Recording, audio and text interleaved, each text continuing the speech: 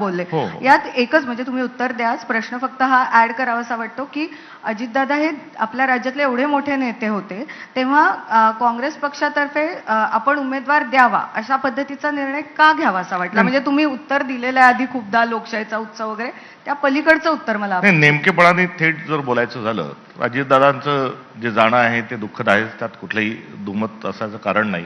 मात्र भारतीय जनता पक्षासोबत अजितदादांचा राष्ट्रवादी गट आहे आणि भाजपसोबत जे जे आहे त्या विचारधारेच्या विरोधात आम्ही राहणारच कुठल्याही परिस्थितीत, ही असणारी आमची भूमिका आहे. या संदर्भात आपण जो पहिला प्रश्न विचारला होता की आपल्याला मग ऐनवेळी माघार घ्यावी लागली तर ती कुठेतरी नाईलाजाने घ्यावी तर अजिबात नाही.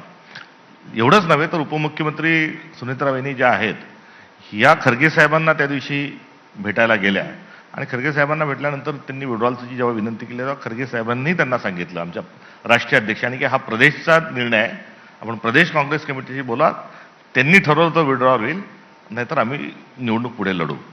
ही दुसरी बाब. आणि आजच्याही संदर्भामध्ये आम्हीच प्रदेश या नात्यानं की पुढे जात असताना महाविकास आघाडी कसं जावं तर हा असणारा एक घटनाक्रम आहे.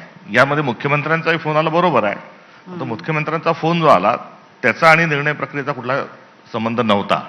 मात्र त्यांनी एक महाराष्ट्राची संस्कृती असा शब्द जेव्हा वापरला तर मला तो भावला.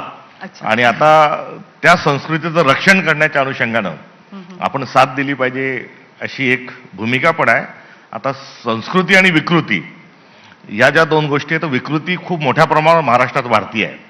आता त्या विकृतीकडे त्यांचं लक्ष जावं हीच या निमित्तानं मी अपेक्षा व्यक्त करतो. खरं तर त्या सगळ्या प्रश्नांकडे यायचंच आहे. मात्र काँग्रेस पक्षाविषयीचा